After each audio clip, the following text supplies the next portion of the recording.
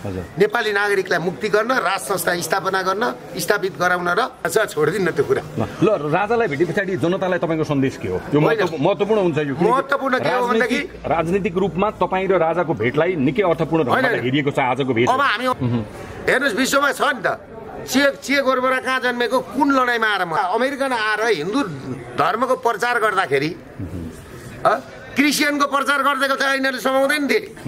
यिनीहरू त पाहादरी हुन् नि त। उसले हिन्दू दाङमा चाहिँ नि बाबुराम भट्टराईलाई चाहिँ नि लखेटेछ घर सुनेर। शासकको हालत के हुन्छ भनेर जसङ्ग हुन्छन्। ल एउटा शासकमा ज्ञानेन्द्र शाहलाई भोलिको निचोड के हुन्छ दाइ? मुक्ति हुने दिन दुर्गा प्रसाईको अभियानमा जोडिनुपर्छ, आन्दोलनमा जोडिनुपर्छ, विद्रोहमा जोडिनुपर्छ भनेर तपाईँलाई पनि खुसी लागेको छैन? भोलिलाई खुसी लागेको छैन? सबैले त्यही सोचेर आएको छन्। अहिले मलाई के भने दुर्गा दाइ अब हामी यो लडाइँ नसकिकन जाँदैनौँ भने हामीले जित्नै पर्छ, त्यति हो कुरा। यो लडाइँ राजा र दुर्गा प्रसाईले जित्नै पर्छ। राजा र दुर्गा प्रसाईले जित्यो भने आम नागरिकले जिते, देशले जित्यो, धर्मले जित्यो, संस्कारले जित्यो, संस्कृतिले जित्यो। त्यसले गर्दाखेरि हामी एक भएर अघि बढ्छौँ। हिजो तपाईँलाई भेट्न एकजना अमेरिकी नागरिक यहीँ आएका थिए, नेपाली झन्डा र पोसाक लगाएर, ढाका टोपी लगाएर, उनलाई गिरफ्तार गरेको हामीले एउटा भिडियो हेऱ्यौँ। अब त्यही काम गर्न थाल्यो नि सरकार, अरू त के गर्छ त? ऊ यहाँ आए, ऊ हिन्दू धर्म मान्दा रहेछन्, राधे राधे भन्दा रहेछन्। अब यो हाम्रो कुरो चाहिँ उनलाई हिन्दू धर्मको कुरा मन पर्यो, प्रचार प्रसारमा गए।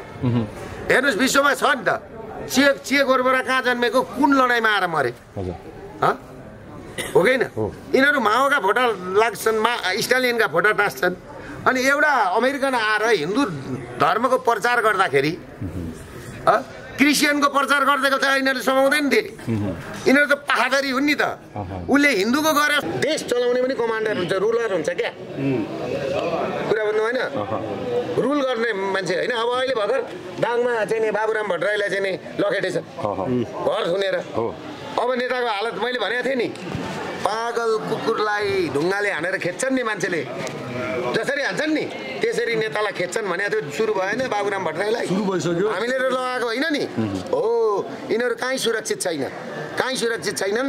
त्यसले गर्दाखेरि मैले के भन्दैछु भने तपाईँहरूले यो रक्तपात दिन सत्ता हस्तान्तरण गर्नुहोस्, तपाईँहरूलाई त्यही राम्रो हुन्छ। तपाईँले सत्ता हस्तान्तरण गर्नुहोस् भनेर शालीनताका साथमा भनिरहनु भएको छ। आज यो देशको प्रधानमन्त्री सम्माननीय केपी शर्मा ओलीज्यूले 10-15 हजारजना मान्छे सडकमा उत्रिन्छन्, यो सामान्य कुरा हो, भोलि आउँछन् पर्सि हराउँछ भनेर भन्नुभएको छ। त्यसमा यहाँको प्रतिक्रिया? त्यो उहाँले सोच्नु त्यस्तै, शासकहरूले नि त्यही सोचिराखेको हुन्छ।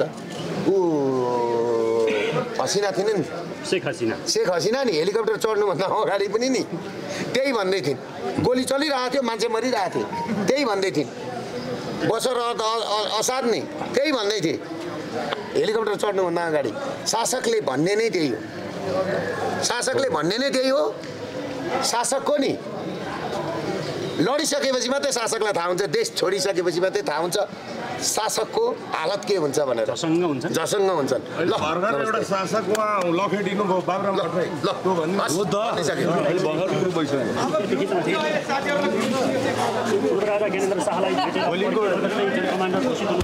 भोलिको निचोड के हुन्छ दाइ? आम जनमानसको चिन्ताको विषय भोलिको निचोड के हुन्छ त्यो विषयमा चाहिँ अलिकति बताइदिनुहोस्। भोलिको निचोड भनेको कस्तो? भोलि त 15 गते सबै मान्छे दसैँ आए जस्तो गरेर आएका छन्। हामी अरिनी हुने, हामी मुक्ति हुने दिन दुर्गा प्रसाईको अभियानमा जोडिनुपर्छ, आन्दोलनमा जोडिनुपर्छ, विद्रोहमा जोडिनुपर्छ भनेर तपाईँलाई पनि खुसी लागेको छैन? भोलिलाई खुसी लागेको छ होइन? सबैले त्यही सोचेर आएको छन्। अहिले मलाई के भने दुर्गा दाइ अब हामी यो लडाइँ नसकिकन जाँदैनौँ भनेर मान्छेहरूको चाहिँ उ छ। यो लडाइँ रोक्न पाइँदैन भनेर भनेको छ। अब कन्टिन्यू रूपमा चाहिँ यो व्यवस्था नपरिन्छ, यो कन्टिन्यू यो हारियो भने त भाइ तपाईँ हामी यो देशमा बसाइ नै हुँदैन। अनि तपाईँ हामी अनि ल भाइ, थ्याङ्क यू।